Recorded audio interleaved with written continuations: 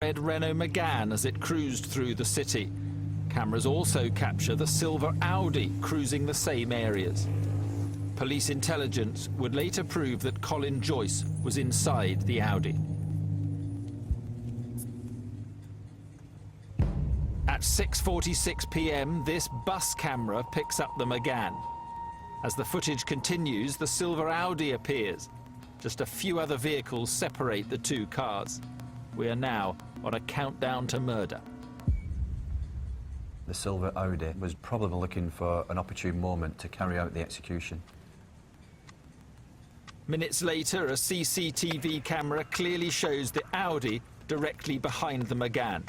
In just a few seconds, Yucal Chin would be dead.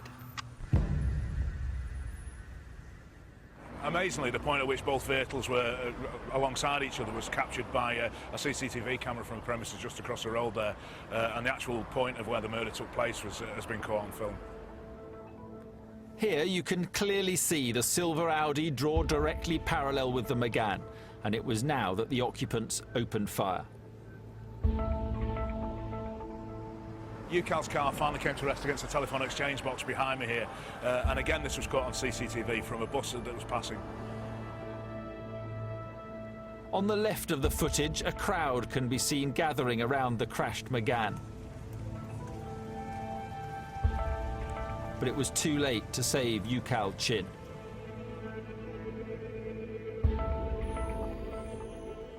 When I go in the hospital, he was laying on the bed. I see his feet as reaching, and I was dead there over him, hugging him and they crying. My mum was trying to wake him up. I'm like, you can't wake him up, Mum. But she was still shaking him. The doctors were like, he's not getting up. And that was the last time I seen him. Yucal's killers had raced away from the scene of the attack, but CCTV cameras were once again able to track the vehicle. We knew which way the vehicle had gone following the shooting from witnesses. We picked up snippets of the vehicle and were eventually able to plot it right across Manchester city centre, right the way up into Cheetham Hill for about 30 minutes. At this point, the car disappeared from sight, and police believe it was probably taken to a breaker's yard and scrapped. However, there was an important breakthrough. A member of the public wrote down part of the car registration number, which was absolutely vital for us, because using the Police National Database for vehicles, we were able to confirm the registration number of that vehicle. The Police National Computer, or PNC as it's commonly referred to, has become a crucial online aid to criminal investigations. Advances in technology now allow police to search for vehicles using only a partial number plate. And the PNC managed to trace the silver Audi used in the attack. It had been purchased in Luton by members of the Gooch gang some 5 days prior to the attack and driven north from Luton to Manchester, where it was stored in Cheetham Hill. Although Joyce and Amos were still officially under supervision by the authorities, in reality, they'd gone on the run. 6 weeks after Yucal Chin's assassination, the Gooch gang were about to strike again. And this time, it would be an even more shocking crime. The fact that these individuals have attacked a funeral, I think is unheard of. And I don't think, not only in Manchester, but in criminal history in the country. Yucal Chin was shot and killed in June 2007 as he drove his car through the streets of Manchester. 6 weeks later, his family finally got to bury him, and in the evening, people began gathering outside Yucal's house for a wake, which would itself end in death. Among the mourners were several members of the Longsight Crew and Doddington gangs. Colin Joyce and Lee Amos, the leaders of their bitter enemies, the Gooch gang, knew they were there. I don't think there was any doubt that both Lee Amos and Colin Joyce hated members of the LSC in Doddington and those opposed to the Gooch, and the fact that there had been 80 to 90 people gathering in such a small location here, amongst which there would have been several gang members, was too much of a target for them to miss. Just before midnight, the Gooch gang made their move. 2 to 3 vehicles came on from this direction and came towards the junction here, where they stopped and shots were discharged into the group of people.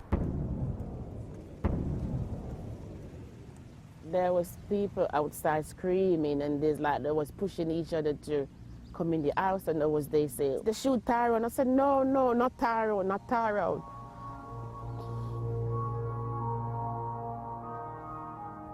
Tyrone Gilbert was 24 and about to become a father for the 4th time. Tyrone was near the front of the close and received a fatal wound to his side.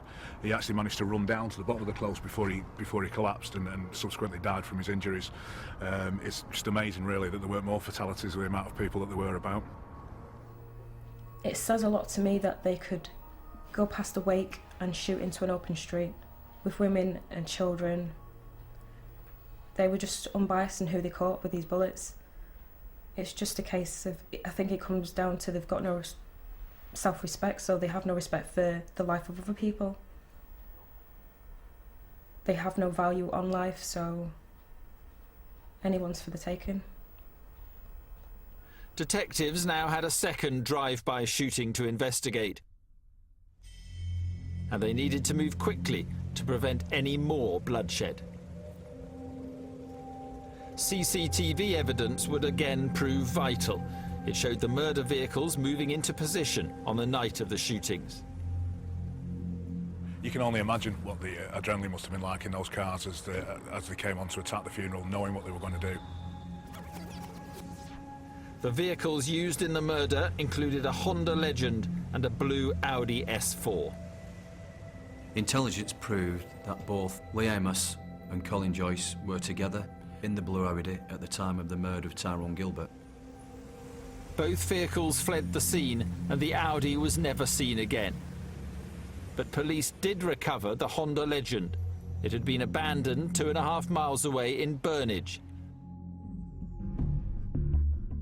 This is the car that the killers fled from, now stored in a police compound in Manchester. There's quite a significant amount of both ballistic and forensic evidence recovered. In fact, you can see in the door frame here where a bullet has passed through, where one of the assassins has been sat in the seat and discharged his weapon through the window. The vehicle itself had been disguised somewhat by having the rear windows blacked out. Some of this material has been removed now in an attempt to recover fingerprints. The rear window is still blacked out, however. Quite a lot of the evidence within the vehicle was key in securing convictions on a number of the individuals who stood trial with Joyce and Amos. Police were about to get their next major breakthrough in the investigation. A balaclava was found snagged on barbed wire near the scene of the abandoned Honda Legend. Officers now turned to forensic science in their efforts to solve the case. The Forensic Science Service assists over 120,000 police cases every year. Often it is a forensic scientist working diligently out of the spotlight who provides the crucial pieces of evidence in an investigation. And the recovered balaclava certainly held some secrets. Being a balaclava, there's a high likelihood of saliva being transferred from the person wearing the balaclava. We test for the presence of saliva using a test paper which will change colour from white to blue.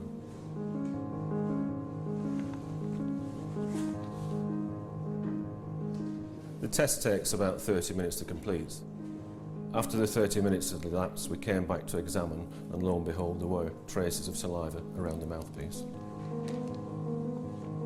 We'd then target the area where the saliva test was positive, and we'd take samples of the fabric, we'd literally cut it out, place it into small test tubes, and apply water to extract the DNA that's present in the saliva. What we do is then spin that DNA down in a centrifuge to form a small pellet.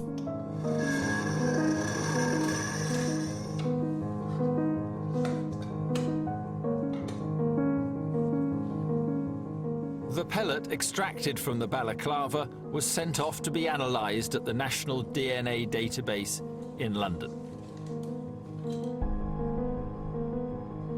Set up in 1995, the database currently holds the records of around 5 million people. 30,000 samples are added to the database each month, taken from items recovered from crime scenes and police suspects. The DNA pellet came up with a match. Aaron Campbell was a prominent member of the Gooch gang, with convictions for violence and drug-related offences.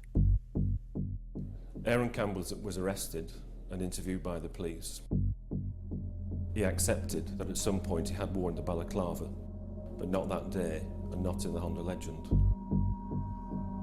It became vital to prove that Campbell had worn the balaclava inside the car, and the forensic scientists were able to do just that. A tape lift produced fibres from the balaclava, and samples were also lifted from the car. These are the fibres from the balaclava, and these are the fibres recovered from the car seat. Minuscule identical microfibres were found on both samples, proving the balaclava had been inside the Honda Legend. To give some idea of the size of the fibres, the individual fibres are perhaps a 25th of the width of a human hair. The wearer DNA belonging to Aaron Campbell linked him to the balaclava. It also linked him to the Honda Legend, and as we know, the Honda Legend was linked to the drive-by shooting of Tyrone Gilbert. Forensics had tied the Gooch gang to another murder. Tyrone's death has devastated the family. Mum was a strong person, but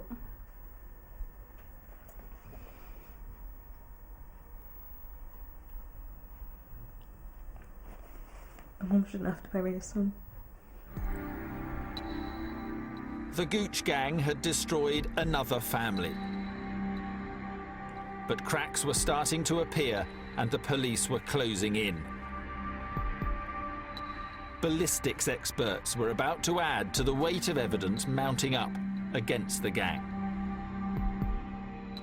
First, they were able to identify the murder weapon used to kill Tyrone Gilbert. This is the actual bullet that killed Tyrone, recovered during the post-mortem.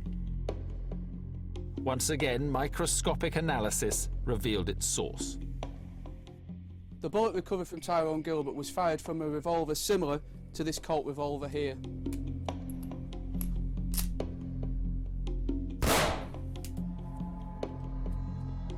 Other bullets recovered from the crime scene were proof of a second revolver being used. This is a Smith & Wesson .357 Magnum revolver of the type used in the shooting. The Smith & Wesson revolver was recovered during the execution of a search warrant by police in South Manchester some months after the murder of Tyrone Gilbert. That weapon had been used in several previous shootings involving the Gooch gang.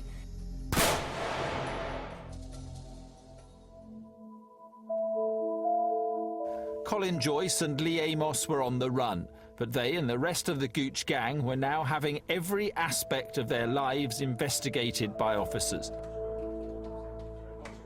And police now found evidence linking Joyce and Amos to the second murder vehicle, the blue Audi S4.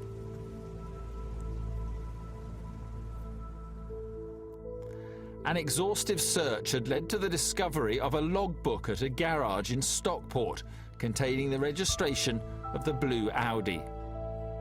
The garage owner recalled two men using the initials P and C.